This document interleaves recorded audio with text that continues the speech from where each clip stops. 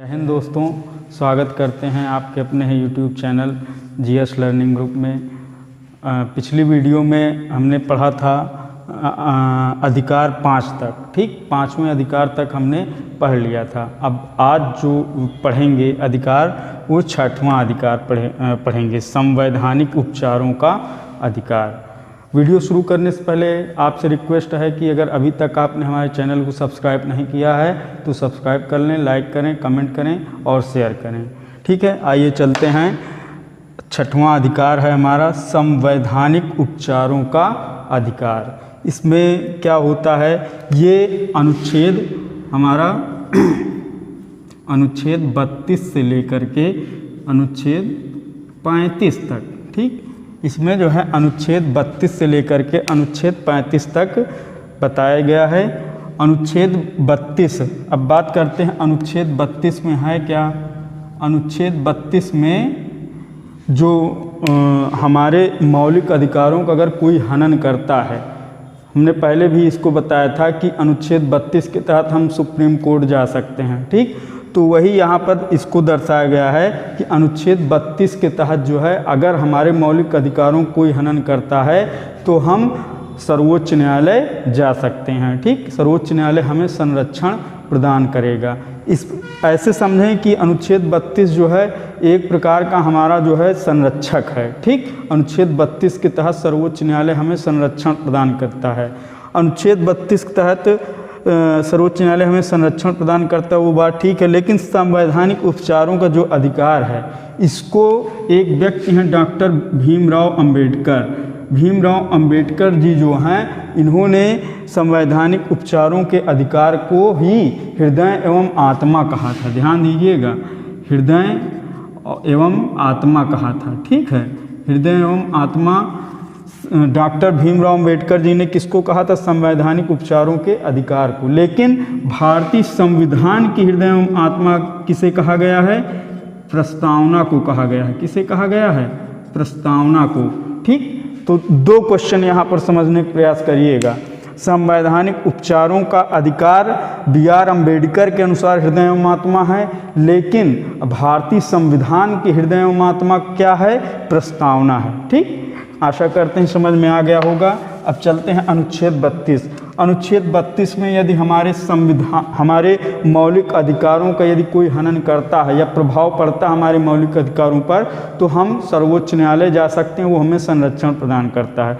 सर्वोच्च न्यायालय जो है 5 प्रकार की रिट जारी करता है, उसे ये शक्ति प्रदान की गई है सर्वोच्च न्यायालय को कि वो 5 प्रकार की क्या जारी करता है, रिटें जारी करता है। ये क्या हैं, 5 प्रकार की रिट हैं, ठीक भैया। क्या हैं ये, रिट हैं। 5 प्रकार की रिट कौन जारी करता है, सर्वोच्च न्यायालय जारी करता है। पहला बंदी प्रत्यक्षीकरण, परमादेश, प्रतिषेध लेख, उत्प्रेषण अधिकार, परीक्षा लेख। पहला समझ लेते हैं बंदी प्रत्यक्षीकरण क्या है। बंदी प्रत्यक्षीकरण में क्या है कि इसमें उस व्यक्ति की प्रार्थना पे ये स्वीकार किया जाता है, अगर किसी व्यक्ति को लगता है कि हमें अवैध रूप से बंदी बनाया गया है, तो बंदीकरण अधिकारी को सर्वोच्च न्यायालय आदेश देता है कि उस व्यक्ति को मेरे सामने प्रस्तुत किया जाए, जो भी उसके संबंध में विचार करना होगा हम करेंगे, ठीक। तो ये हो जाएगा हमारा बंदी प्रत्यक्षीकरण, ठीक। इसमें बंदी प्रत्यक्षीकरण की प्रार्थना स्वीकार की जाती है और उसे लगता है कि हमें अवैध रूप से बंदी बनाया गया है, तो सर्वोच्च न्यायालय उस बंदीकरण अधिकारी को आदेश देता है उस व्यक्ति को मेरे सामने प्रस्तुत किया जाए, जो भी निर्णय होगा हम उस पर विचार करेंगे, ठीक। ये हो गया हमारा बंदी प्रत्यक्षीकरण। परमादेश के तहत यदि कोई पदाधिकारी या उच्च अधिकारी अपने पद पर आसीन रहते हुए अपने कर्तव्यों का पालन नहीं करता है, तो सर्वोच्च न्यायालय या न्यायालय जो है उसे आदेश देते हैं कि वो अपने कर्तव्य का पालन करे, ठीक। तो समझ गए होंगे परमादेश में होता क्या है, पदाधिकारी अगर अपने कर्तव्य का पालन नहीं करता है तो न्यायालय उसे आदेश देता है कि वो अपने पद पर रहते हुए कर्तव्य का पालन करे। अब बात करते हैं प्रतिषेध लेख। इसमें ऐसा होता है कि जो निम्न न्यायालय हैं या निचली जो अदालतें हैं उनके अंतर्गत उनके अधिकार क्षेत्र में कोई कार्य होता है नहीं होता, फिर भी वो करते रहते हैं।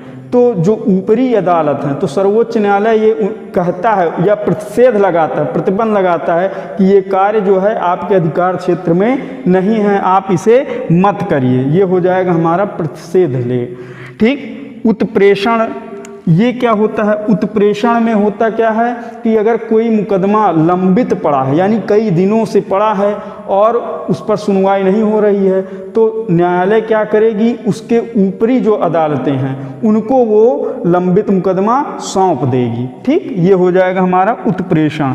अधिकार परीक्षा लेख, अगर कोई अधिकारी या पदाधिकारी अपने अधिकार में न रहते हुए भी कोई कार्य करता है तो न्यायालय उससे पूछती है कि आप किस अधिकार से ये कार्य कर रहे हैं। जब तक न्यायालय को संतुष्टि नहीं हो जाएगी तब तक वह अधिकारी कार्य नहीं कर सकता है। ये हो जाएगा हमारा अधिकार परीक्षा लेख। तो भैया ये 5 प्रकार की रिटें जारी कौन करता है? सर्वोच्च न्यायालय। और किस अनुच्छेद के तहत? अनुच्छेद 32 के तहत।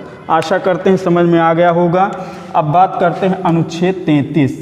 अनुच्छेद 33, यदि देश में राष्ट्रीय आपातकाल लगा हो, राष्ट्रीय आपातकाल लगा हो, राष्ट्रीय आपातकाल लगा हो तो अनुच्छेद 20 और 21 ये दोनों को छोड़ करके जितने भी मौलिक अधिकार हैं सभी क्या होते हैं?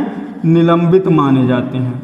जितने भी मौलिक अधिकार हैं वो सभी क्या हो जाएंगे? निलंबित माने जाएंगे, लेकिन 20 और 21 को छोड़ करके। ठीक। तो ध्यान दीजिएगा, अनुच्छेद 33 में कहा गया है कि यदि देश में राष्ट्रीय आपातकाल लागू है तो सभी मौलिक अधिकार हमारे निलंबित माने जाएंगे, यानी मौलिक अधिकार छीन लिए जाएंगे। ठीक।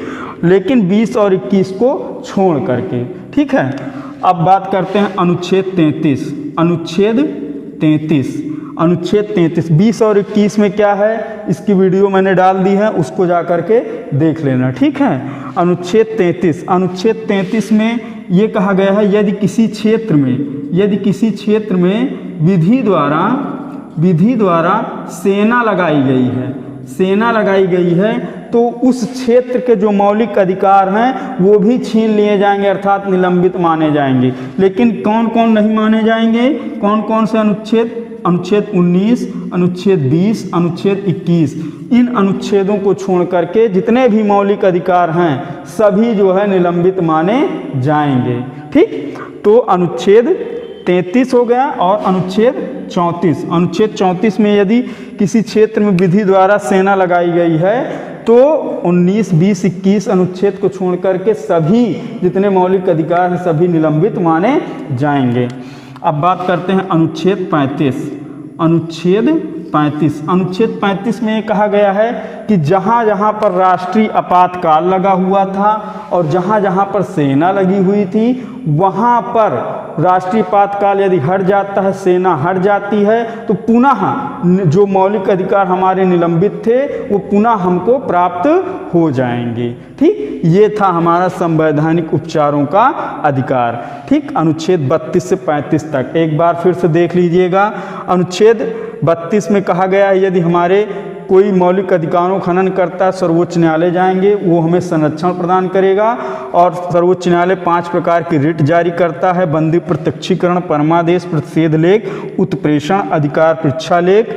ठीक। उसके बाद अनुच्छेद 33 राष्ट्रीय आपातकाल लागू होता है तो मौलिक अधिकार निलंबित माने जाते हैं 20 और 21 को छोड़ करके। अनुच्छेद 34, अनुच्छेद 34 में कहा गया है कि यदि किसी क्षेत्र में विधि द्वारा सेना लगाई गई है तो उस क्षेत्र के मौलिक अधिकार निलंबित माने जाएंगे, केवल 19 और 20, 21 को छोड़ करके। फिर अनुच्छेद 35 में बताया गया है कि जहाँ जहाँ पर राष्ट्रीय आपातकाल और सेना लगी थी अगर वो हट जाते हैं तो पुनः मौलिक अधिकार हमारे प्राप्त हो जाएंगे। आशा करते हैं आप लोगों को वीडियो नॉलेजफुल लगा होगा, तो लाइक करें, सब्सक्राइब करें, शेयर करें, कमेंट करें। जय हिंद दोस्तों।